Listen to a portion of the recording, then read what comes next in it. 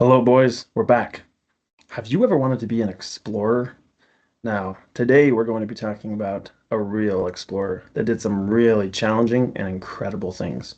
Today we're going to be talking about the story of a man named Ernest Shackleton. Ernest Shackleton. Now, Ernest lived about 100 years ago. He actually was born in a country named Ireland. Let me show you on a map where he lived. Okay, here is a map of the world. You can see that I can pull the world up and down and look at the entire Earth. I can even zoom out. This is our Earth, where we live. Now, I live, and you may live here in the United States. This is my country, and maybe your country as well. Or maybe you live in another country in the Earth. Well, Ernest here lived in a little country over here named Ireland. It's not so little. It's a little bit smaller than the United States, but it's big enough to grow up on and have a great life. And there are great people who live in Ireland. Well, Ernest wanted to be an explorer. And after doing several really cool explorations, he wanted to go sail on a ship all the way from Ireland, all the way down this ocean. It's a very, very, very long journey in the ocean, all the way past all these countries, all the way to the bottom of the earth, the very, very bottom. So I'm turning the earth, and look what we have here. This is a very big continent called Antarctica. Now it's white because it's made of ice, or at least a lot of it is made of ice. So Ernest gathered about 27 men, and he embarked on this incredible voyage on a ship from Ireland, which is all the way up here. Here's this little country of Ireland, and they sailed all the way down here, a very, very long journey on the ship, all the way down to Antarctica. And their goal was to make the first crossing on land of the entire continent of Antarctica. They wanted to sail all the way down here and then cross, not on ship, but on land, all on this ice, cross the entire continent. They wanted to be the first, or one of the first. So he embarked on this ship named the Endurance. This is a ship that was very similar to the Endurance. It's got those big, tall sails. Today, they have ships that don't have sails. They have massive engines that run them, that push them underwater with big propellers or big jets underneath the water. Well, these ships had sails, so the wind could blow the ships all the way down to Antarctica. And depending on which way you wanted to go, there was a rudder in the back that you would turn to the right or to the left. It would make your ship turn with it. And then if you wanted to go faster, you'd put up lots of sails, those big white sails, and those sails would blow your ship even faster or in the right direction. So let me tell you about what happened to Ernest Shackleton and his men. Well, when Ernest Shackleton brought his ship all the way down through the ocean and wanted to land in Antarctica, something happened. The wind was strong and it was very cold, and this area of the ocean started to freeze. It became ice, and soon the ship had to turn away out of its normal course to go somewhere else because the ice chunks were too large and they could not push through the ice chunks. Unfortunately, the winds were so strong and it was so cold that their ship became locked in the ice.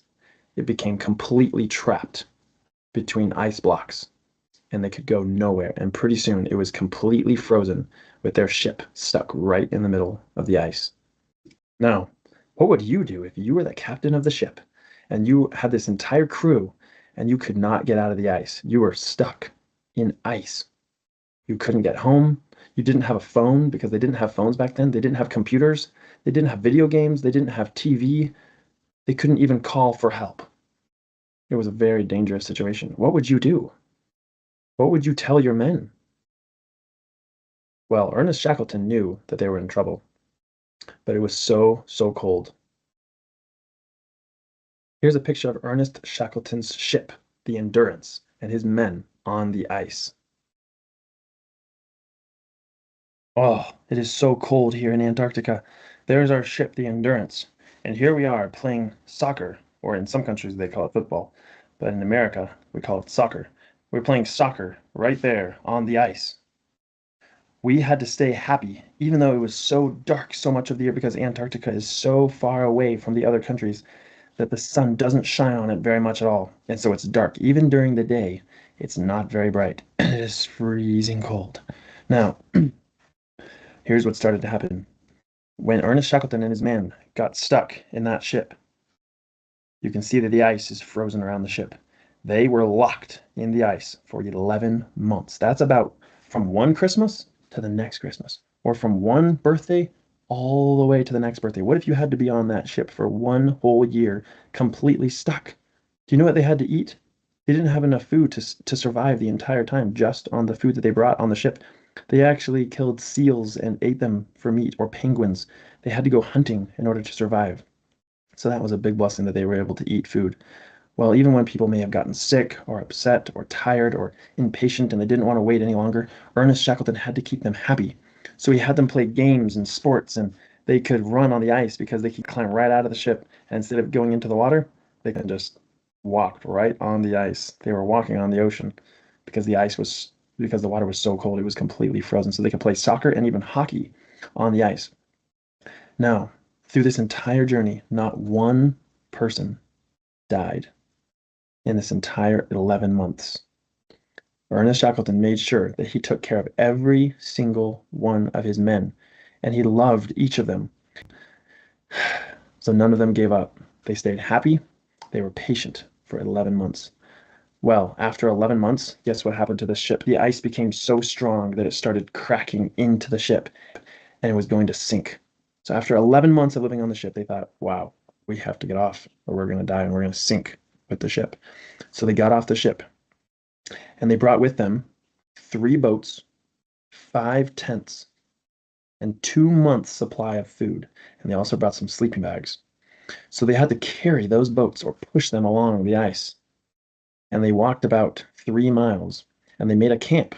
They decided to camp on the ice or in Antarctica at a place that they called Patience Camp. Isn't that a cool name of a camp? Have you ever been camping before? Have you ever named the camps that you've gone to? Well, they named the camp Patience Camp. What is patience? Patience is the ability for someone to wait for something, and they were waiting. They had to stay on that ice, and so they called it Patience Camp because they wanted to be patient.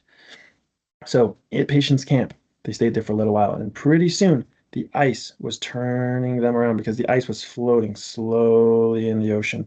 And pretty soon they eventually got out of the ice block because the ice turned and it was facing the ocean so they could get out into their boats on the ocean. Well, there aren't very many people in Antarctica who could help them. They didn't see anybody else on their whole journey that I know of.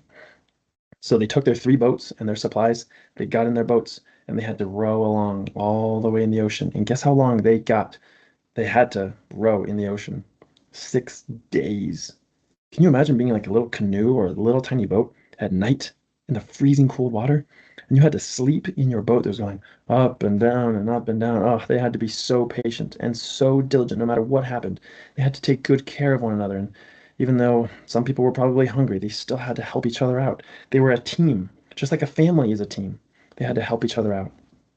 Well, after 6 days, they made it to an island, and that island is called Elephant Island. Well, let me show you some pictures of Elephant Island.